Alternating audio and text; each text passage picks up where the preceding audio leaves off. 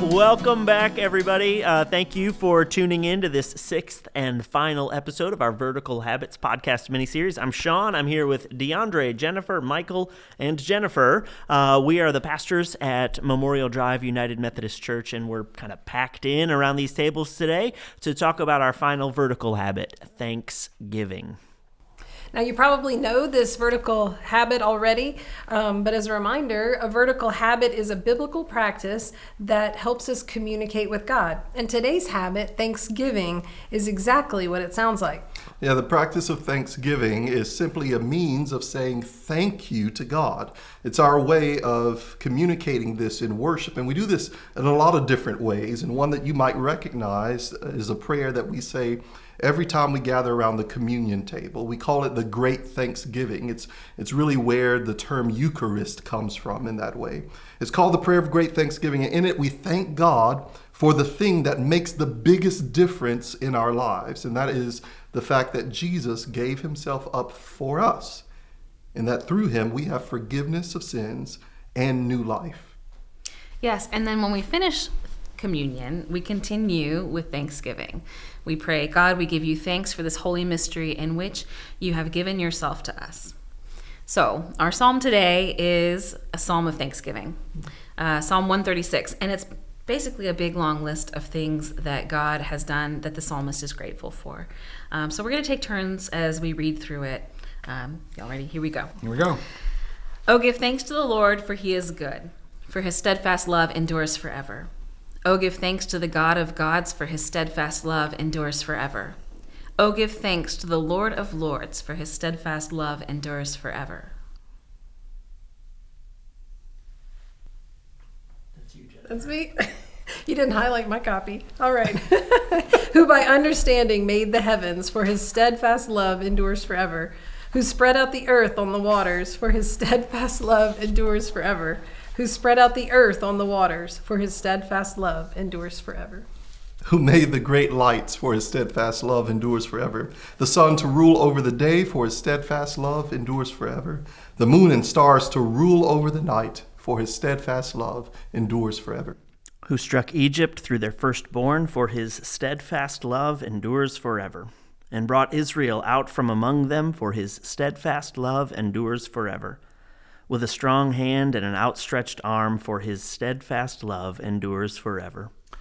Who divided the Red Sea into two, for his steadfast love endures forever, and made Israel pass through the midst of it, for his steadfast love endures forever, but overthrew Pharaoh and his army in the Red Sea, for his steadfast love endures forever. Who led his people through the wilderness, for his steadfast love endures forever. Who struck down great kings, for his steadfast love endures forever, and killed famous kings, for his steadfast love endures forever. Sihon, king of the Amorites, for his steadfast love endures forever, and Og, king of Bashan, for his steadfast love endures forever, and gave their land as a heritage, for his steadfast love endures forever, a heritage to his servant Israel, for his steadfast love endures forever. It is he who remembered us in our low estate, for his steadfast love endures forever, and rescued us from our foes, for his steadfast love endures forever, who gives food to all flesh, for his steadfast love endures forever. Oh, give thanks to the God of heaven, for his steadfast love endures forever. The thing I want to name today is that Thanksgiving is something that we can do in every circumstance. Now, not that it's easy to do in every circumstance, but that we can.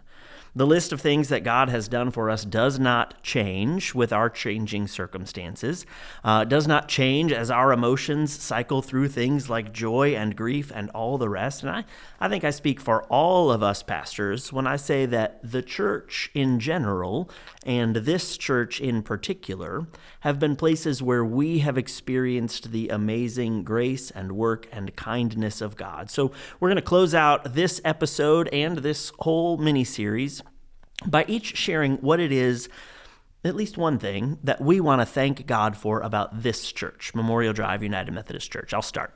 I want to thank God for the people around this table. And these are the pastors of the church, and I'm the newest one around here, and it is so much fun to work with these folks. And I'll say what they've done is what this whole church has done is welcome our family in a really wonderful way. It's hard to be new in a place, but this church does a great job of welcoming people who are new into this community of faith. So keep doing that. I'm thankful to God that y'all have done that for me and for all the other people who are part of this place. Yeah, I'm thankful for a lot of things, but what I'll choose today is I'm thankful for the deep roots that this church has in the community and for generations of faithful leadership and discipleship here, and thankful for the future of this church. I think I would add that I am really thankful for our children's ministry. We have such, as a new father, and watching already my son sort of welcomed in early on, I know we have an incredible ministry here that cares for our children, both with life's big questions and to the day-to-day sort of ministry, to the fun, to the serious, all in between. We have an incredible children's ministry that I give God thanks for.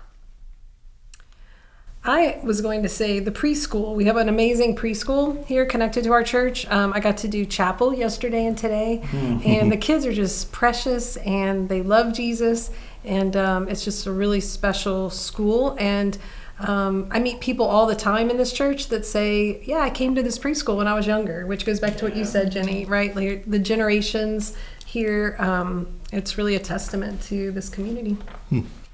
I'm really thankful for the volunteers that we have within our church, from our front desk workers to folks who come up here to work really months in advance on VBS preparation, right? So like all the volunteers that we have here that really live out the depth of their witness, of their discipleship by putting their hands to work, by saying, hey, whatever you've got, put me in, coach, I'm ready to go, right? And that really enlivens and enriches the depth of ministry here. It really becomes the heartbeat of what we do. So I'm grateful for the ways our volunteers show up, keep showing up. So with all of that, thank you all for tuning in today, and we hope that you hear our list here as an encouragement to spend some time today making your own list of things for which you are thankful, things that you want to say thank you to God for about your life, about the world in which you live, the people you love, the community around you. We hope to see you on Sunday. It's Easter Sunday this week, so you don't want to miss it. There's some really important things that happen that we will celebrate on Easter Sunday.